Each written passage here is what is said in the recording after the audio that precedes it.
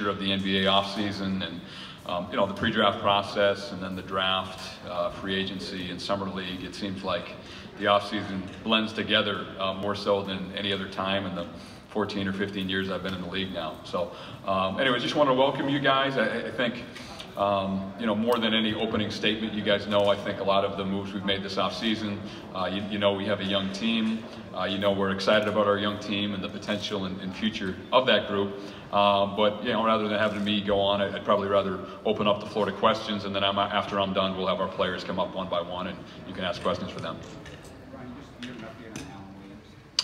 Yeah, so Alan is in surgery this morning with Dr. Carter, Tom Carter, our team physician. It looks like a torn meniscus, and we're projecting that he'll be out probably at least half the season or more. I haven't talked to Tom yet. I get a text from Chris Emmons, Alan's agent, kind of giving me a heads up about what's going on, but I think that's literally going as we speak, or maybe they're just finishing now. So unfortunately, Al will be out a significant part of the year.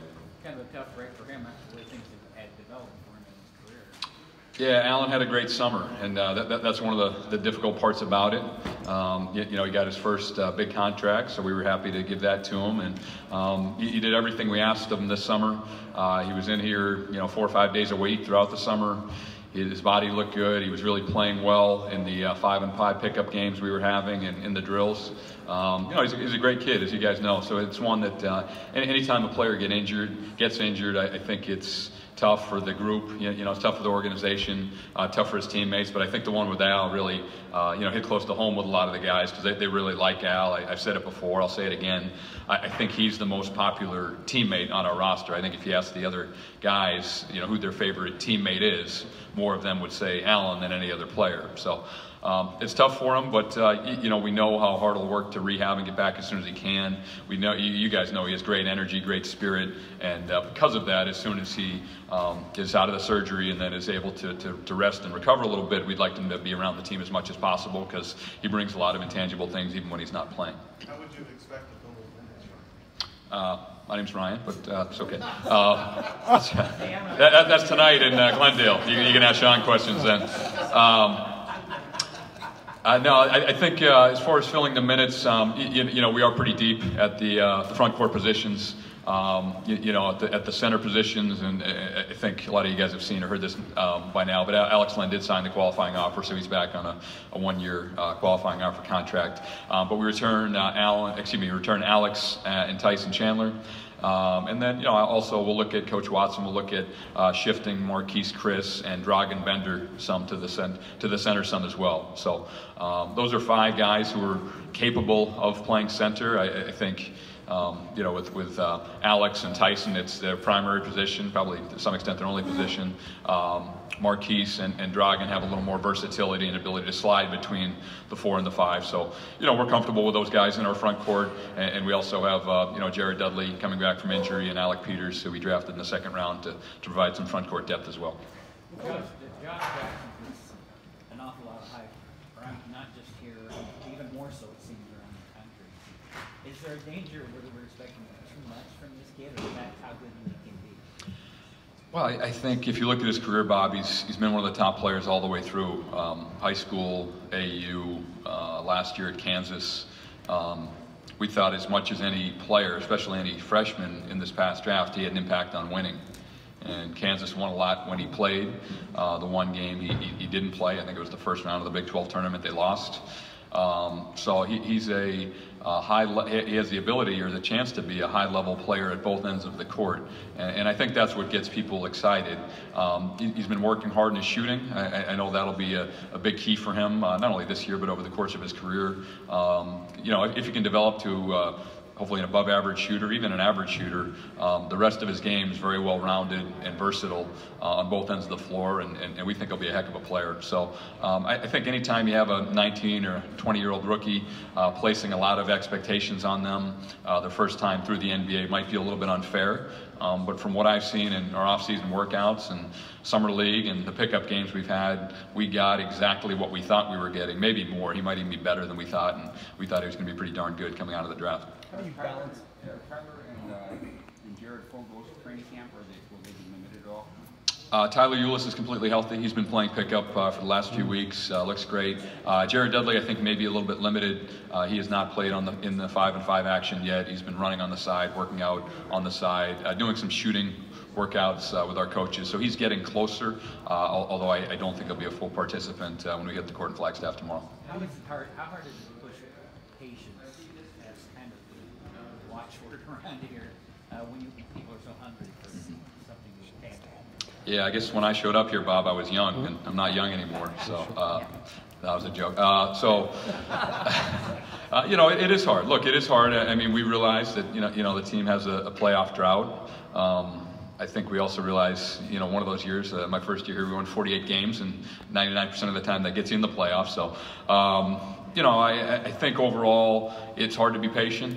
It's hard to, you know, in anything, whether you're putting together a basketball team, running a company, looking at your investment portfolio, it's hard to be patient. Nobody gets excited about 401ks and IRAs and all that. It's easier to go buy a shiny new Porsche.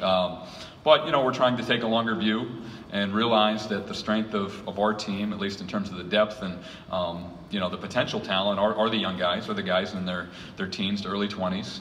And we're going to try to hit their window. And, you know, usually guys play their best basketball later in their 20s, even closer to 30. So we realize that's a ways off. But, you know, we want a group that can grow and build together. You know, we're still a below the cap team in terms of the salary cap. So we have some flexibility in the short term, and we have a lot of flexibility long term. You know, we did a trade on Friday with Memphis and added another second-round pick. So we're looking at potentially 5 picks in this upcoming draft. Our own and Miami's in the first round, and then 3 in the second round. So we like the way we're positioned. We realize it is hard to be patient. We also realize the Western Conference got even stronger with guys like Paul George and Paul Millsap and Jimmy Butler, and now Carmelo Anthony coming from the east to the west.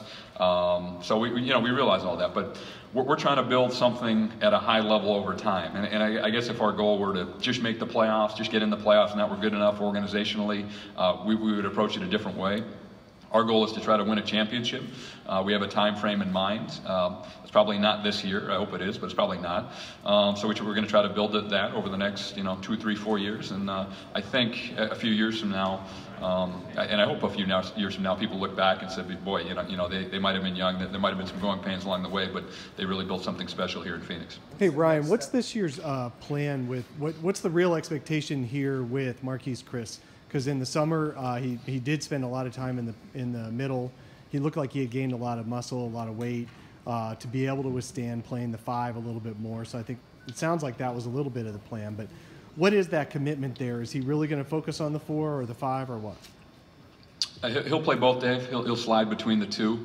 One of the things that we've stressed, especially as far as the young guys we've drafted, is positional versatility and flexibility.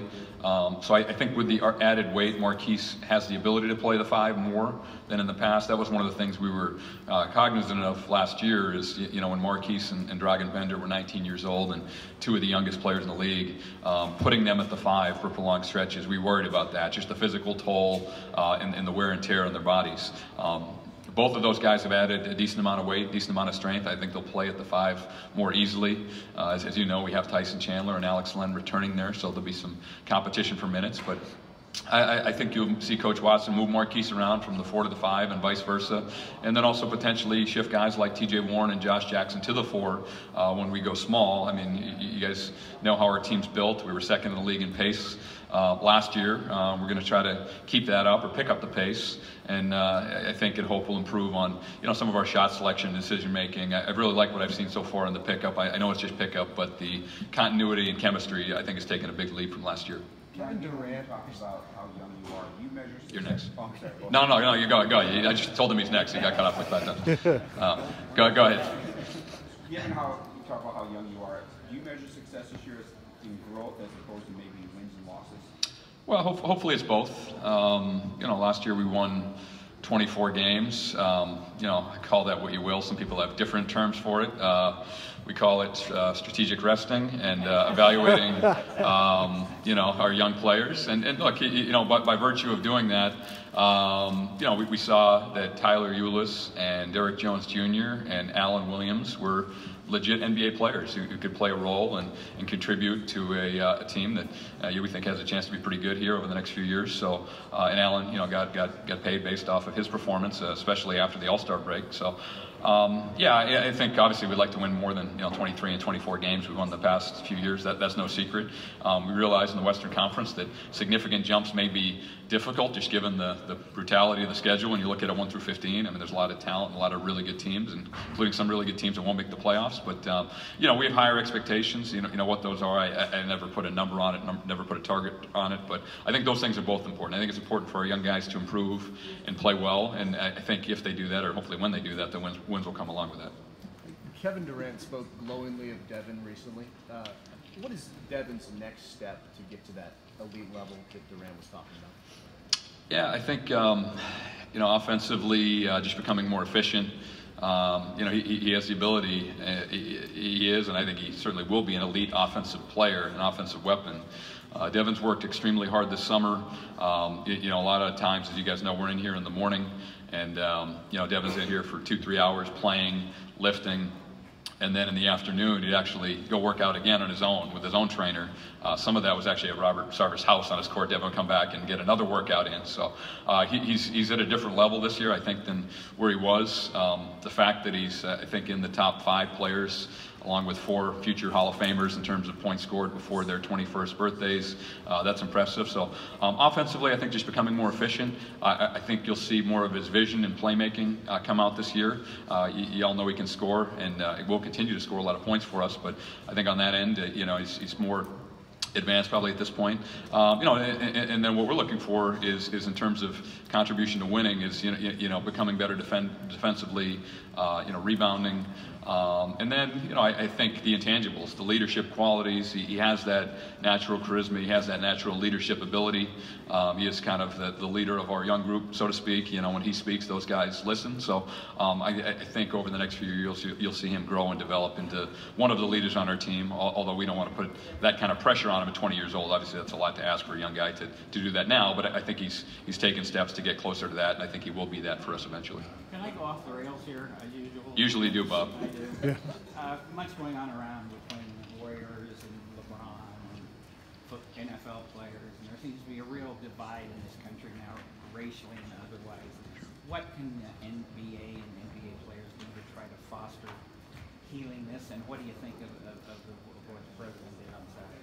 Well, I think, I speak for myself, not for the organization or for our players. We certainly applaud their right to speak their mind and give their opinions. Unfortunately, it's a very divided time in our country. I think, it's gotten, in my opinion, it's gotten a little shifted from, what Colin Kaepernick did by taking a knee to protest, police brutality and all that. It's gotten a little bigger than that, I think, and you saw that yesterday around the league and in the NFL. So with our players, Coach Watson and Robert Sarver and I agree them to, speak their mind, and we support them. We support, obviously you're talking about 20 different individuals, so they're not all going to feel the same way or believe the same thing, but generally we support their right to free speech and doing what they want to do. I think you saw a couple years ago, our guys in the pregame warm-ups wore the, I think it was the Black Lives Matter T-shirts, and we supported that. So we'll continue to support them. I don't think anybody really wants to hear my opinion as much as some of their opinions, because they come from a different situation, different background than I do, and have faced different, certainly challenges, especially racially, than I have. So generally we support them. We encourage them to speak out and speak their minds, and anything we can do to help or support, we'll continue to do that throughout the season. You mentioned Devin's vision and playmaking. Obviously, not many guys at his age and his experience level have scored as much as he has, but what do you think the key is for him balancing in that playmaking and scoring together? Yeah, I think as he develops as a player, as a scorer, and gets more efficient, teams will try